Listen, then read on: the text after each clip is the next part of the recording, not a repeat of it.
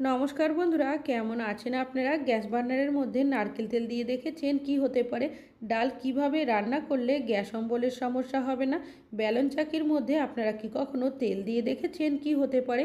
পেরেক লাগানোর ঝামেলা ছাড়া বা কোনো রকমের হোল্ডার ছাড়াই আপনারা কিভাবে ক্যালেন্ডার টাঙাবেন? আদার খোসা ছুরি বটির সাহায্য ছাড়াই কিভাবে খুব সহজে ছাড়িয়ে নেবেন? বাসনে হাত না লাগিয়ে কিভাবে আপনারা বাসন ধোবেন? তাছাড়াও আপনাদের কাছে শেয়ার করব আরও বেশ কিছু ছোট ছোট ইউজফুল কিচেন টিপস। চলুন দেখে নেওয়া যাক আজকের প্রথম টিপসটা।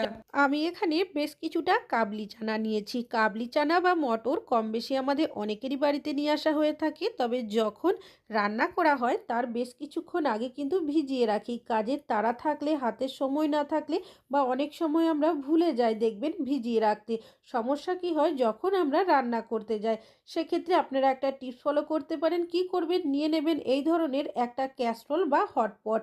এবার এর মধ্যে দিয়ে দেবেন বেশ কিছুটা পরিমাণের ফুটন্ত গরম জল।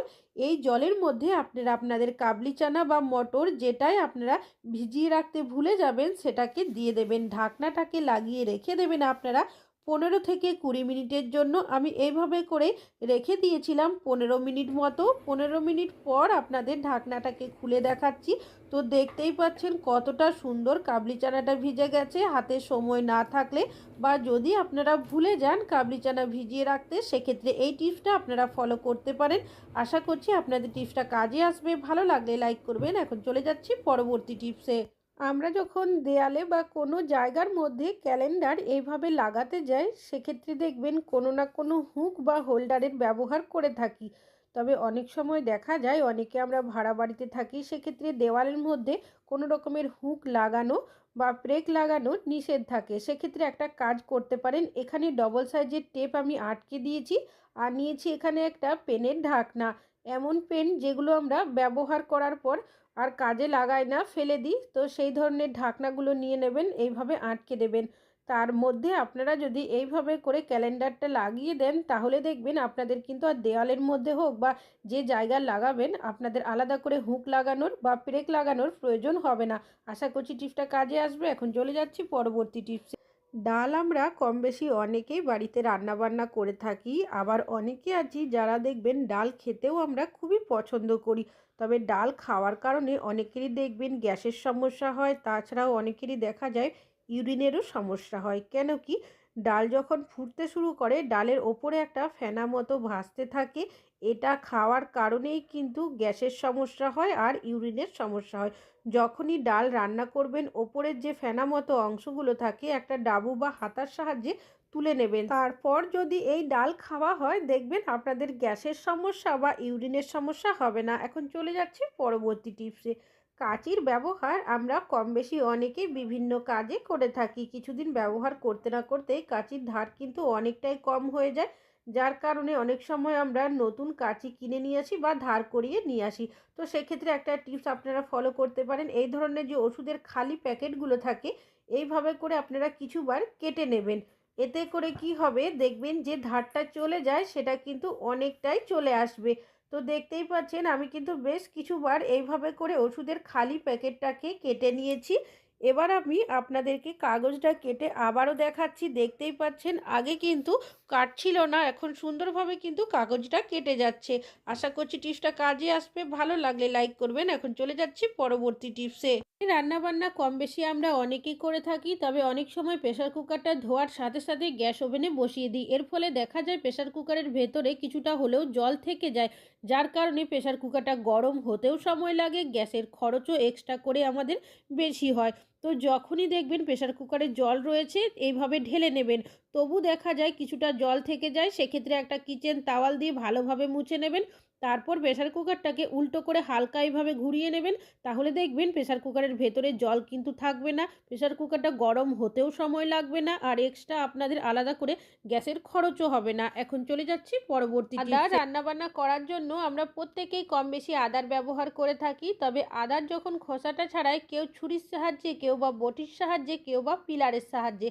তবে এইভাবে আদার খোসা ছাড়ালে দেখবেন খোসার সাথে কিছুটা হলেও আদা নষ্ট হয়ে যায়। তো আপনারা একটা চামচ নিয়ে নেবেন, চামচের সাহায্যে যদি আদার খোসাটা আপনারা এইভাবে করে ছাড়িয়ে নেন তাহলে দেখবেন একটু আদা কিন্তু নষ্ট হবে না, শুধু আদার যে পাতলা খোসাটা থাকে সেটাই কিন্তু আপনারা ছাড়িয়ে নিতে পারবেন। তো দেখতেই পাচ্ছেন কতটা সুন্দর আদার খোসাটা ছেড়ে গেছে, আর আদা কিন্তু একটুও নষ্টও হয়নি। আশা করছি টিপসটা কাজে আসবে, ভালো লাগলে লাইক করবেন। এখন চলে যাচ্ছি পরবর্তী টিপসে। একটা পুরনো গ্রেটার, এই ধরনের যে গ্রেটারগুলো থাকে সেগুলো অনেক সময় দেখবেন ধারও কমে যায় বা যদি নষ্ট হয়ে যায় সেক্ষেত্রে বাড়িতে এরকমই পড়ে থাকে, কেউই কিন্তু কোনো কাজে ব্যবহার করি না।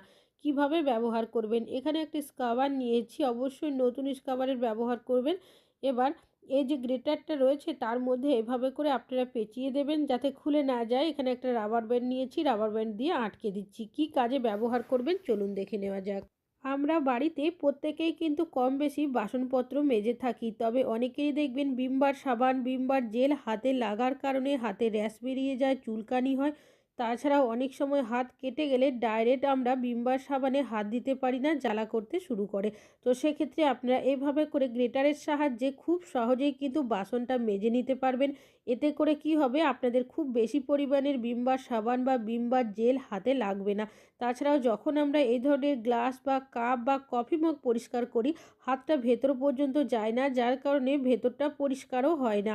তো আপনারা এইভাবে করে গ্রেটারের সাহায্যে খুব সহজেই কিন্তু গ্লাস, কাপ বা কফি মগগুলো মেজে পরিষ্কার করে নিতে পারেন। যে আপনাদেরও মাজতে হবে তা কিন্তু নয়, যদি আপনাদের প্রয়োজন হয়ে থাকে সেক্ষেত্রে কিন্তু এইভাবে করে একবার হলেও কাজটি করে নিতে পারেন।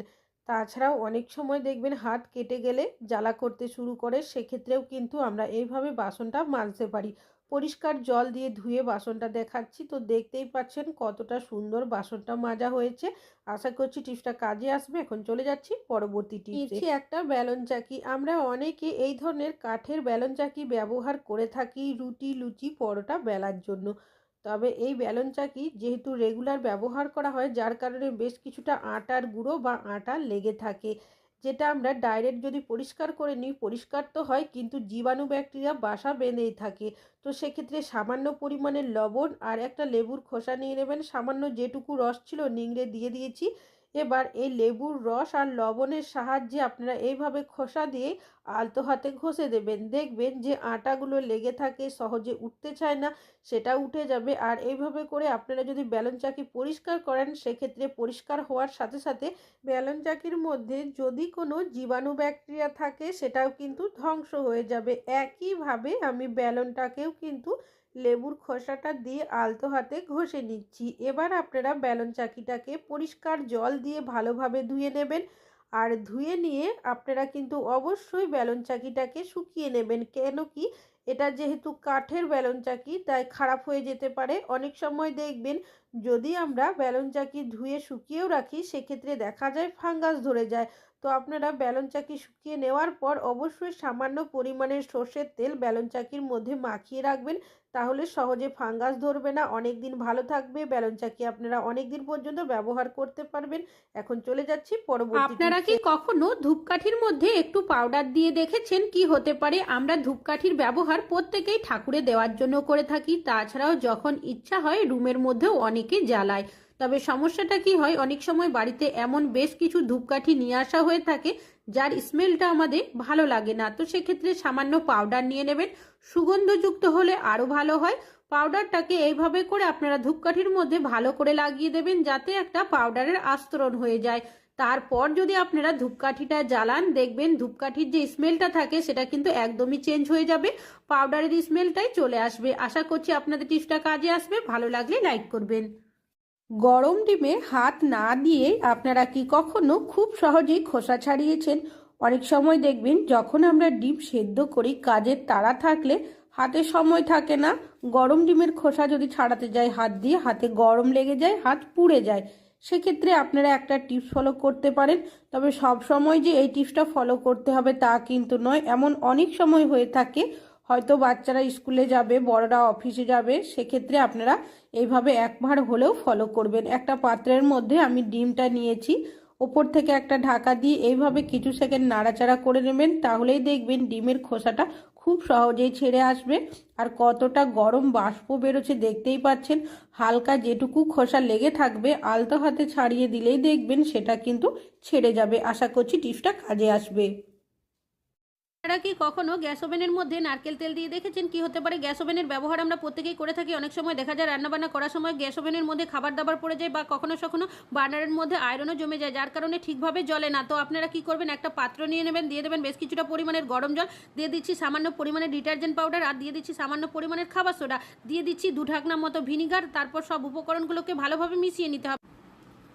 তারপর এই মিশ্রণের মধ্যে বার্নারগুলো দিয়ে রেখে দেবেন 5 মিনিটের জন্য। এতে কি হবে, বার্নারের মধ্যে যদি নোংরা ময়লা থাকে সেটাও বেরিয়ে যাবে, এমনকি যদি আয়রন থাকে সেটাও কিন্তু বেরিয়ে যাবে। একটা স্টিল উলের স্ক্রাবার দিয়ে হালকাভাবে ঘষে নিচ্ছি। পরিষ্কার জল দিয়ে ধুয়ে নেওয়ার পর শুকনো কাপড় দিয়ে ভালো করে মুছে নিয়েছি। এখানে নিয়ে নিচ্ছি নারকেল তেল। একটা কাপড়ের টুকরোর মধ্যে নারকেল তেলটাকে লাগিয়ে বার্নারের মধ্যে লাগিয়ে দেবো। তারপর কাপড়ের টুকরোটা চামচের মধ্যে পেঁচিয়ে দিয়েছি।